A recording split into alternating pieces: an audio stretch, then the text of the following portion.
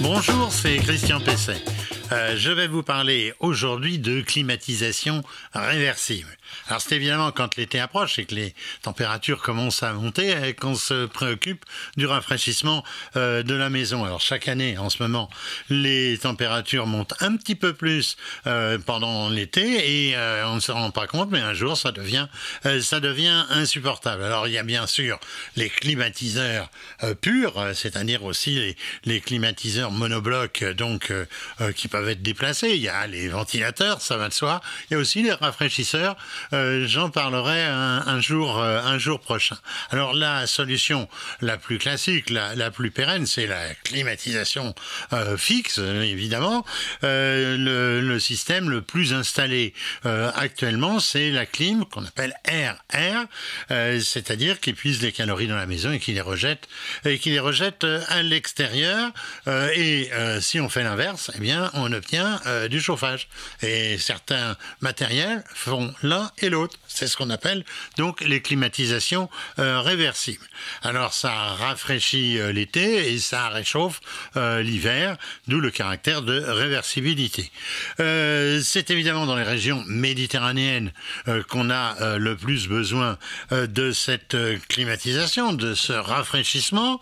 Ça permet, grâce à une PAC, d'exploiter au mieux donc le caractère donc qu'on appelle thermodynamique, c'est le nom savant pour parler donc des climatiseurs. Alors à côté de la clim air-air, il y a la clim air-eau. Alors là c'est un peu spécifique, c'est-à-dire qu'au lieu de diffuser de l'air, eh bien ça diffuse de l'eau chaude. Ça c'est le classique de l'hiver, et sinon ça diffuse de l'eau fraîche, rafraîchie, et là ça peut constituer un système qui va permettre d'abaisser légèrement la température. Alors ce dispositif, il est associé principalement au plancher. On appelle plancher chauffant rafraîchissement, mais il existe aussi des plafonds du même type, même des murs du même type, et un autre dispositif assez peu répandu qui s'appelle le ventilo-convecteur. Alors c'est évidemment la solution la plus classique pour rafraîchir donc la maison.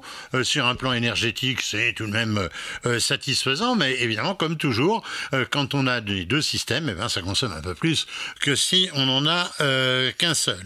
Alors il existe aujourd'hui pour les planchers des systèmes de faible épaisseur, parce que sinon il faut tout casser, c'est quand même un peu compliqué, et surtout c'est onéreux. Il faut refaire une chape épaisse, et donc ça n'est pas vraiment l'idéal.